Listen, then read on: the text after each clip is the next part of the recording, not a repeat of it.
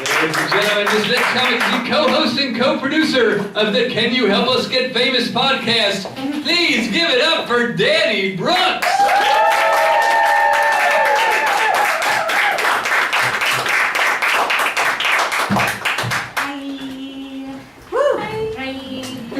How's everybody doing? Good. I love how festive the nightstand is. Makes me so happy, obviously. No, I am really excited to be here tonight, you guys. I've been dreaming of this moment for a really long time. Not because of the stand-up, just because I get a couple of hours away from my kids. Yeah, the babysitter did bedtime tonight, so. Fuck that. I am also 9 months cigarette-free. And I didn't get knocked up this time. Yeah, so set your goals high. You too can achieve them. My father taught me that. He's a teacher, so I believe it. Speaking of high, I am very high right now. Because I'm not an idiot, okay? You can't give everything up all at once.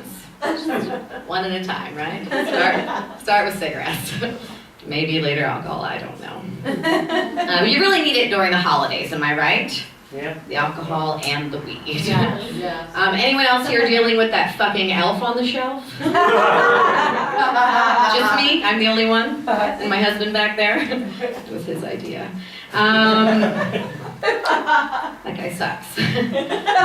He is always waking us up in the middle of the night when we forgot to move him. But, little insider tip, have you tried it stoned? I bet you haven't. Well, I can tell you he does some crazy shit when you're high. Like, lots of weird stuff. He did laundry the other day. Stole underwear out of drawers and socks. Oh man, kids are dumb though, right? They'll fucking believe anything you tell them. An elf on a shelf. I mean, come on, you guys. You're a bunch of idiots. But my kids, I think they're really dumb because they hate napping. Anyone else have kids who hate napping? Yeah. Yeah, well. I mean, napping is amazing! Am I wrong here? I love napping. Does anyone else here love napping? Thank you. My kids act as if I'm asking them to tear off their arm each time I tell them it's nap time. You know, if you were to come to my office tomorrow and say to me, Dani, it is nap time. At first I wouldn't believe you. And then when you said it a second time, I would be asleep before you said nap time again. Because fucking sleep is awesome. And kids are stupid for hating nap time. I mean, but being a mom is really hard. Can we agree? Yeah. Especially today. I mean, it used to be easy. It used to be that, you know, your great grandmother, you know, she'd hand down child rearing tactics to your grandmom, and then she'd hand those down to your mom, and that way everyone was ruined exactly the same way. It's not like that now. No. Now we have millions of mom bloggers and YouTubers, and each of them thinks that they are an expert in their field. Mm-hmm.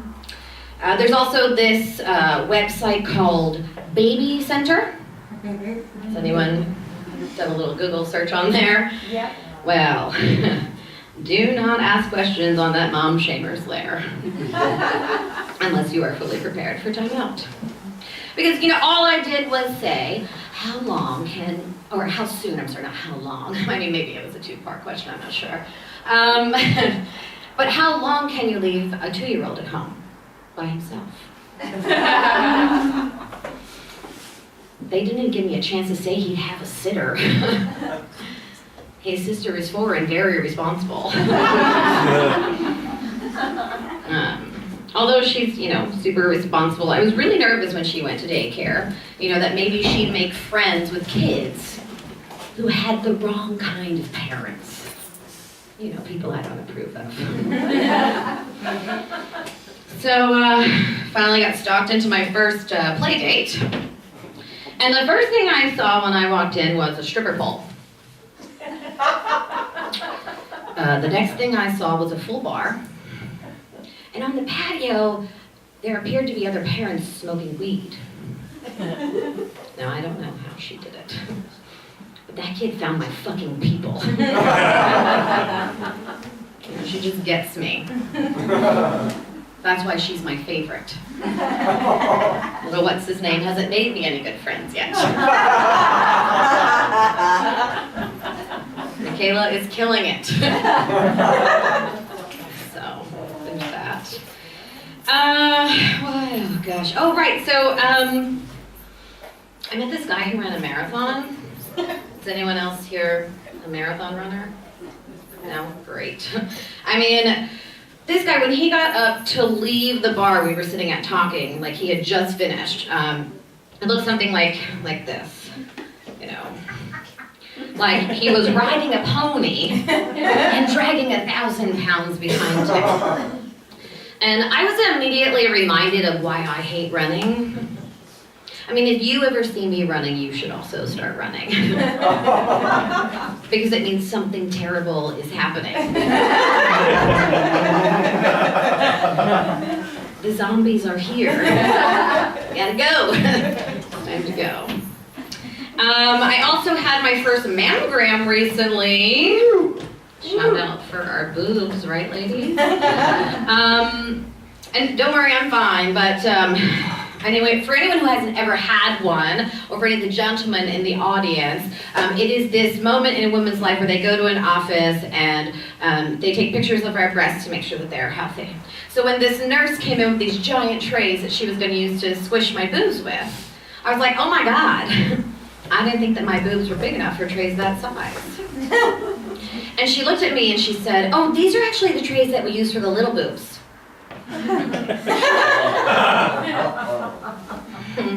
So I said thank you. And then I saved all my squishy titty jokes for myself. Those are my squishy titty jokes now. She doesn't deserve them. Well, you know, it's been a rough year. I have had pink eye not once but twice. Because kids are disgusting and awful. But this last time I had it, when I got back to work after a quick recovery, my HR lady said to me, oh my God, Dani, I can totally tell that you just had pink eye. And I was like, oh my God, you can? How can you tell? And she said, well, your left eye is still drooping. The pink eye was in my right eye. So I thanked her for the reminder that I need Botox. If any of you know of any winter specials, find me after the show. Like that's so great. So my 6-year-old, she called me a tiger today. She was looking at my stretch marks. What a fucking bitch. Don't awe her, or me. This tiger is thinking about showing up at her elementary school in a crop top. And if she's not careful, this tiger's going to prom. Just saying, don't fuck with me, or I will show up to your event, stretch marks out. Such an angel. Okay, so I know I just said that she's 6, but now she's 7, and we age quickly in comedy, so just go with it. So my 7-year-old is super smart. She is in 1st grade, okay, and she's already at a 5th grade reading level. And we are super disappointed. Well, because, you know, gone are the days of being able to spell things in front of her, you know, so that she doesn't know that we're talking about her. I mean, that is D-I-F-F. I mean, you guys know, it's fucking hard. Okay, it's hard. It's not easy. You know, and on the other side of things, I have a 4-year-old, and he is... he's wonderful, but he, let me say this, I don't even know if I believed it when I said it. He's okay. He's all right. But he has a hearing problem, and he has speech. Like, now you guys will hate me, right? Because I make fun of a special needs kid. But he's mine. It's fine. Anyway.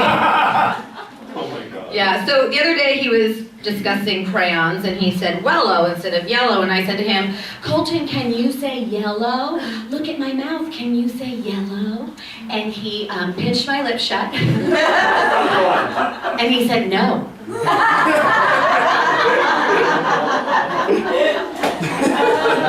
And then he said, stop it. I'm talking now, not you. As clear as day. So the mansplaining, it starts very young. He may not be able to talk well, but he will let you know. He will let you know what he's thinking. So back to the one I like. She loves movies too. She loves billboards and reading movie reviews, and my favorite commentary this year came in regarding Pet Sematary. I know it's not kid appropriate, but whatever.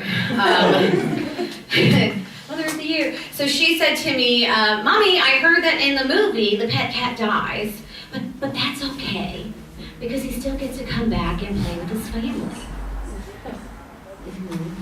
And I told her that's sort of how it goes. I told her that yes, the pet cat does die, but it also comes back to try to kill his family.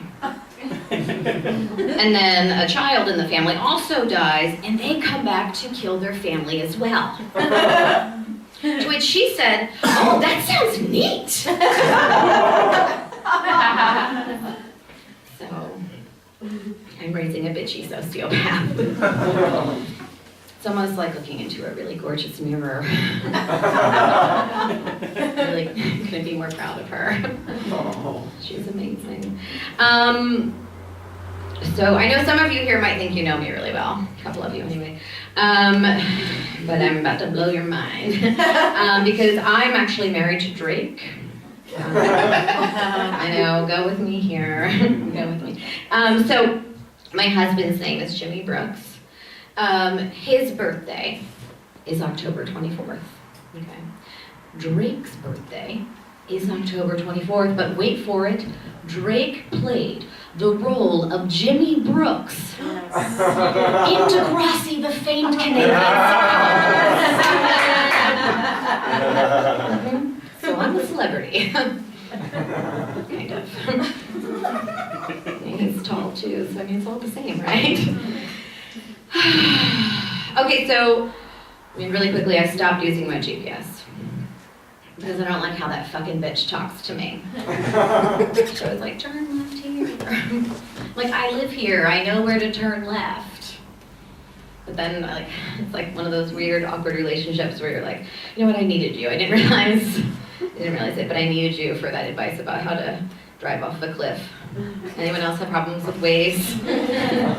So he's like, here are 4 lights that you're going to try to fly through without killing anyone. You can do it, and then turn left with no light. It's great. Jump off of this cliff. Anyway, I hate Waze. Stupid. Okay, so this, do we have cat lovers here? Yay! Yeah. You people disgust me. I hate my cat. He's an asshole. Don't worry, he hates me too. You can't tell because I'm fully clothed right now, but I look like the cutter I always dreamed of being in high school. True story. Yeah, he gets me a lot. I'm the one who fucking adopted him. I was the asshole who was like, I think my kids could use a pet. Let's go. I'm going to find it myself. Even though I've hated cats my entire life, I still adopted a cat because in apartments, you can't have what you want. So, which is a dog, to be clear, in case my landlord's there, I don't want a rabbit, you dumb bitch. Have a rabbit instead. Fuck you. I want a dog. What an idiot. So, I hope she's like, Tamara, are you here? It's fine. She's not here. Yeah, so I've thought about killing him. I really have. I've thought about killing him. I'm sorry, I thought about it. But I know that that's frowned upon. I know that's not okay. So I've also thought about just opening the door. But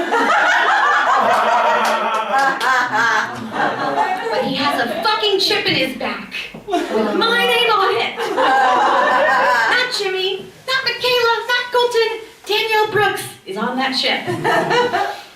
So I can't kill my cat. But the other day, my cleaning lady, she called me really worried that the cat was dead. He hadn't come out all day. And I was like, oh, it's fine, no worries, don't worry about it, blah, blah, blah, who cares? And like, she was like, oh my God, I'm so sorry, Miss Dani, I'm so sorry. And I was like, no, really, like, it's fine. Like, she totally didn't understand, like, why I hate my cat. He was alive. Spoiler alert.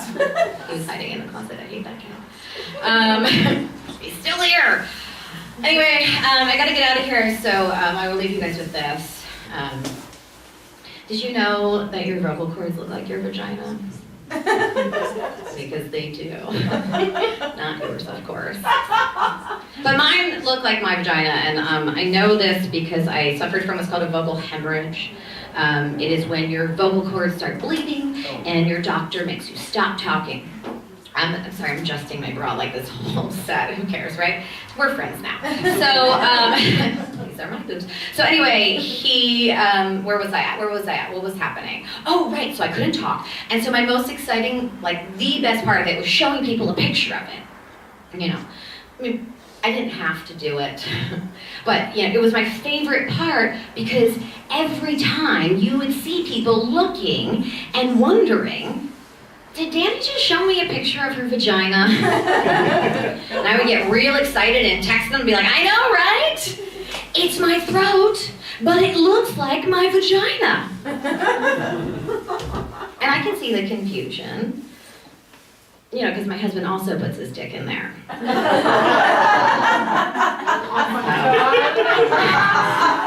Like deep.